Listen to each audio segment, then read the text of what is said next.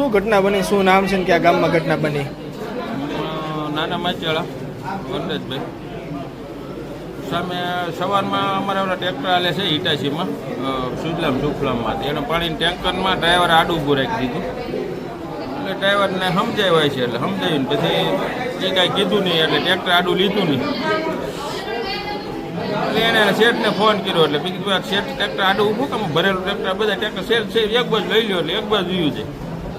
એણે શેઠને બોલાવ્યા ઓલો ભાઈ વનરાજ ઓગળને.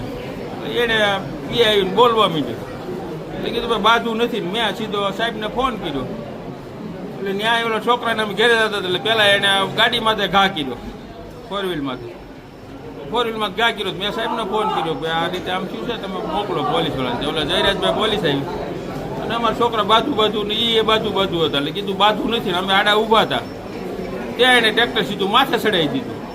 થાંભલા બે ત્રણ ભાઈ નાખ્યા ને આ ટોળું અમારે ઊભું હતું એની માથે ટ્રેક્ટર ચડી ગયું. મારા હાથમાંથી ચડી ગયું છે, નાના ભાઈ દીકરામાં લાગી ગયું છે. એટલે એ 7-8 જણા ને એ 7-8-10 જણા ટ્રેક્ટર સીધું આખું ટોળામાં ચડાવી દીધું ને પોલીસવાળા નાજીમાં ચડાવી દીધું. ટ્રેક્ટર ચડાવવાવાળું કોણ હતું? એનું નામ છે જયરાજ